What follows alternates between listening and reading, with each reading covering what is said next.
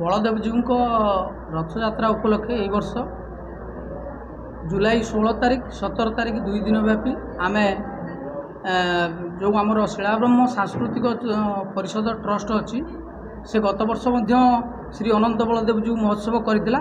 ए वर्ष बहु धूमधाम रे आमे चिंता करवा लगी महोत्सव प्रभुंकर कृपारू आज आमर ऑडिशन कार्यक्रम चलती पिला माने अछंती बहु पिला आछंती जो माने कि डांस प्रतियोगिता नहीं थिले चित्रांकन प्रतियोगिता नहीं जो माने उत्तीर्ण हेबे से मानक आमे सही महोत्सव रे तांको सम्मानित करिवु। तापरे प्रभुंक बलदेव जीउंकर जो रथयात्रा हबो सेथिरे माहारी नृत्य हबो। एथर गोटे विशेष कार्यक्रम आमे करिछु जो थिरे कि बहु नृत्यांगना अछंती ओडसी डांस करिवे प्रभुंकर जो पहंडी विजय समय रे तांको सहित रहिबे। द्वितीयतः आमर 2 दिन व्यापी जो प्रथम दिन रही यही जो पिला माने उत्तीर्ण हेबे से नृत्य परिवेषण करेंगे। द्वितीय दिन आमर जो 17 जुलाई रे आमर विशिष्ट कंठशिल्पी श्री पंकज जाल आसुचंती एवं भक्तिर मार्ग भुवनेश्वर भजन कार्यक्रम करने अच्छी यह आमर पूरा सांस्कृतिक भित्तिक हम एवं आपण मैंने बहु संख्यार योगदान करेंगे। एठी गोटे विशेषत्व होउची प्रभु होउचंती शिलाब्रह्म जो शिलाब्रह्म की सारा विश्व में कौटी नहांती ये शिलाब्रह्म होउचंती माने पत्थर मूर्ति एवं एठी जो रथयात्रा वो विशेष विशेष यार महत्व होउची या जे ई रथयात्रा रे आमर सबुआडे गोटे मुंड थिबा रथ गोटे देउल थिबा रथ किंतु एटा 5 देउल थिबा रथ आमर एठी हुए। तेणु मु समस्त को अनुरोध करछि आपण मीडिया बंधुक माध्यम रे जे बहु संख्यार योगदान करंतु। आमे मध्य बहु प्रिपेयर अच्छु महोत्सव रे बहु धूमधाम रे आमे कार्यक्रम करिवु आपण माने रहिबे आउ आम अनुष्ठान समस्त कर्मकर्ता मध्य रहिबे बहु धूमधाम रे महोत्सव पालन करू।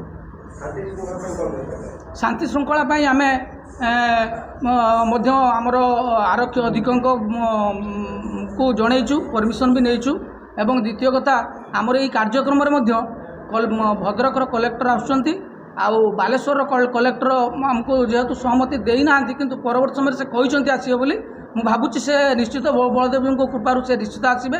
एसपी को आम जनईचु स्पेशली ता सहित डीआईजी को जनईचु। तृतीयतः आम तहसिलदार उपस्थित रहिबे आउ बहु मान्यगण्य व्यक्ति आसवे एठिकी प्रशासनिक अधिकारी हिसाब से आईआईसी एसपी कथा मानिक से कथा देइचंदी आमको आसवे बोली। तेणु भावुचु शांति श्रृंखलार सहित ये आम रथयात्रा पालन करूँ।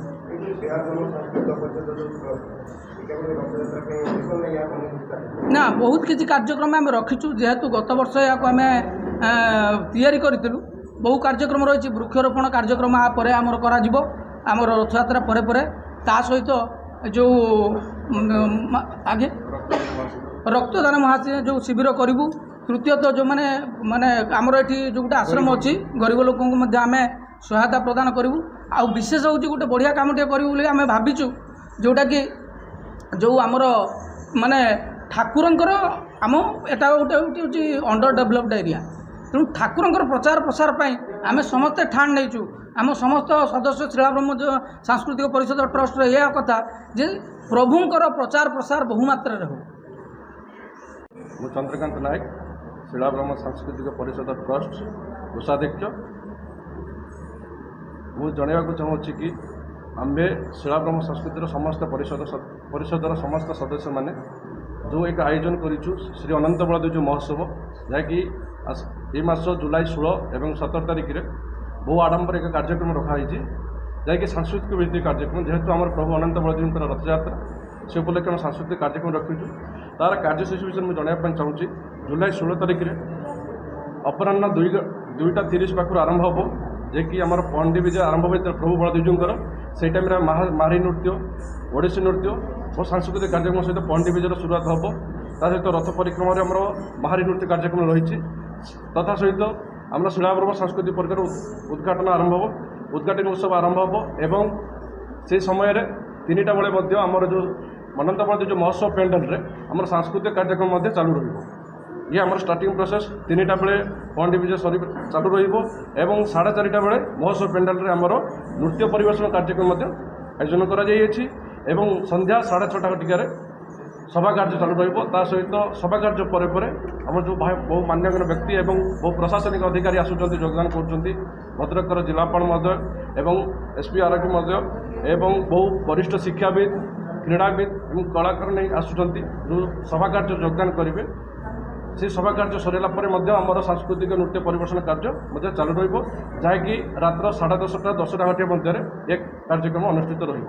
এবং তা পরদিন জুলাই 16-17 তারিখে আমার ওড়িশার প্রসিদ্ধ কণ্ঠশিল্পী শ্রীযুক্ত পଙ୍କଜାଲ ମହୋଦୟ ଆସୁଛନ୍ତି ଏବଂ ଭୁବନେଶ୍ୱରରୁ ଭଜନ ଭକ୍ତିର ମାର୍ଗ ଗ୍ରୁପ୍ ମଧ୍ୟ ତାଙ୍କ ସହିତ ଆସୁଛନ୍ତି, ଯିଏକି ସାଂସ୍କୃତିକ କାର୍ଯ୍ୟକ୍ରମ ଚାଲୁ ରଖିବେ। ଅପରାହ୍ନ 17 ତାରିଖରେ ମଧ୍ୟ ଆମର କାର୍ଯ୍ୟସୂଚୀ ଅପରାହ୍ନ 3 ଘଟିକାରୁ ଆରମ୍ଭ କରି ରାତ୍ରି 10:30 ପର୍ଯ୍ୟନ୍ତ ଚାଲୁ ରହିବ।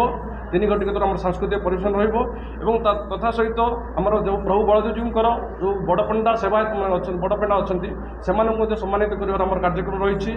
ଏବଂ ଯେଉଁ ବଳଦେବଜୀ ମନ୍ଦିରରେ ଯେଉଁ ନୀତିକାନ୍ତି ହେଉଛି, ସେ ନୀତିକାନ୍ତିର କିଛି ସେବକମାନଙ୍କୁ ମଧ୍ୟ ସମ୍ମାନିତ କରିବାର କାର୍ଯ୍ୟକ୍ରମ ରହିଛି। ଏବଂ ଆମ ଅଞ୍ଚଳରେ ଯେଉଁ ପ୍ରସିଦ୍ଧ ଯାହାକି ମୃତ୍ୟୁବରଣ କରିଛନ୍ତି ତାଙ୍କ ପାଇଁ ମଧ୍ୟ ମରଣୋତ୍ତର ସମ୍ମାନ ଆମେ ରଖିଛୁ। ଆଉ ଯେଉଁ ସ୍ୱେଚ୍ଛାସେବୀମାନେ ଅଛନ୍ତି ତାଙ୍କ ପାଇଁ ମଧ୍ୟ ରଖିଛୁ ସ୍ୱେଚ୍ଛାସେବୀ। ଆମ କୃଷିକ୍ଷେତ୍ର ଗୁଡ଼ରେ ଯେଉଁ ପ୍ରେରଣାଦାୟୀ ଅଛନ୍ତି ବହୁ ଜ୍ଞାନୀ ଗୁଣୀ ମଧ୍ୟ ସେମାନଙ୍କ ପାଇଁ ମଧ୍ୟ କିଛି ପ୍ରେରଣାଦାୟୀ ସମ୍ମାନ ରଖି କାର୍ଯ୍ୟକ୍ରମ ଆମେ ଆୟୋଜନ କରିଛୁ। ଇଏ ଆମର 17 ତାରିଖର। ଏବଂ ସଭା ପରିସର ଲାଷ୍ଟରେ ଆମ ଶିଳାପ୍ରମ ସଦସ୍ୟର ବହୁ ସଦସ୍ୟ ଅଛନ୍ତି, ତାଙ୍କର ବହୁ ପରିଶ୍ରମ ବହୁ ମୂଲ୍ୟବାନ ସମୟର ଦେଇ ଆୟୋଜନ କରିଥିବାରୁ ମଧ୍ୟ ସଭା ଶେଷରେ ଶିଳାପ୍ରମ ସଦସ୍ୟର ସମସ୍ତଙ୍କୁ ସମ୍ବର୍ଦ୍ଧନା କାର୍ଯ୍ୟକ୍ରମ ରଖୁଛୁ ଏବଂ ସଭା ଲାଷ୍ଟରେ ଆମର ଉଦ୍ଯାପନୀ ସମାରୋହ କାର୍ଯ୍ୟକ୍ରମ ରହିବ। ସାମ୍ବାଦିକମାନେ